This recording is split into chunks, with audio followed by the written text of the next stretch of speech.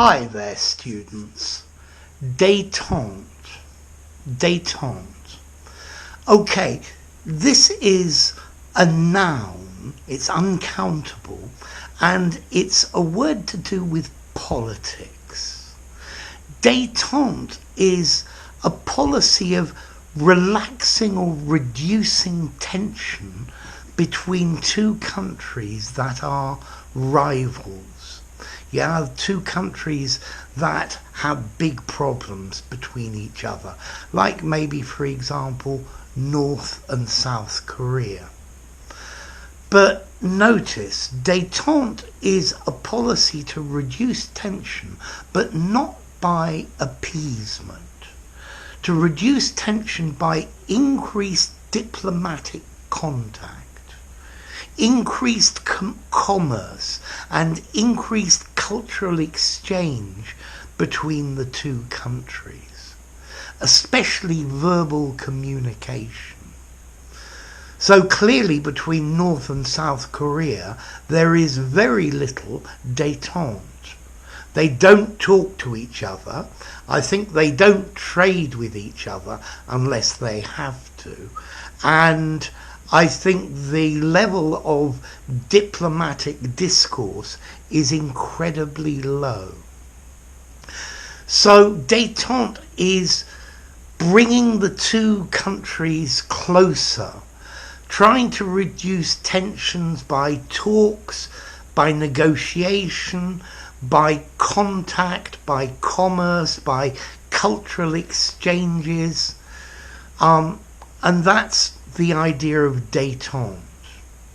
Some people say that détente can be a useful policy in avoiding wars. Okay? Now, this word détente comes from French, and I think it was first coined about 1912, and there was an attempt at détente between France and Germany, trying to reduce the tensions that ultimately led to the First World War. Okay, very often as well we use the word détente to talk about the Cold War between Russia and the West. And in the early 1970s, Richard Nixon and Kissinger and Leonid Brezhnev tried a policy of détente, talking, trading, doing things together. I think eventually they even had a space mission together. But détente didn't really work, and Nixon was shown to be dishonest, and then the Russians went into Afghanistan, and that was the end of détente. Although, for example, if you look at Cuba and the United States, détente finally seems to have worked, and there are much, much closer and less aggressive and less tense relations between the US and Cuba. Okay, so détente, the reduction of tension by communication, talks, negotiation, cultural contact, exchanges, diplomacy, business, all of these types of things to get the two groups closer together. Now, I'm wondering if you could use this outside the political theatre.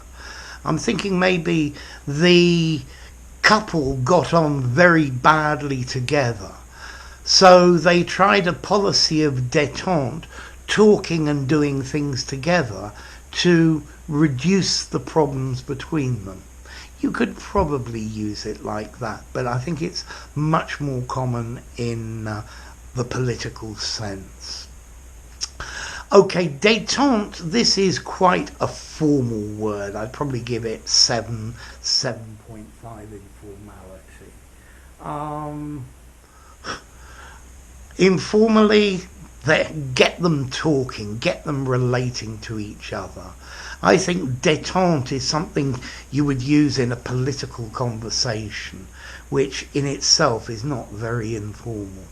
Use détente in semi-formal and very formal documents. It'll make you look quite good. So, as I said, it's from French, the word détente, and that means relaxing in French, which comes from Latin detentus, detained or delayed. Well, I can understand that. So, détente, two countries getting closer together to reduce the tensions between them, the problems between them, by talking and all sorts of other things. So, I don't know, maybe in the Middle East some détente between Israel and the Arab nations might be positive. But at the moment, détente does not sound very easy between the two of them. So, there you go, détente, a good word for you to use. If you enjoyed the video, give it a rating, subscribe to my channel, and I'll see you soon. Bye for now. Détente.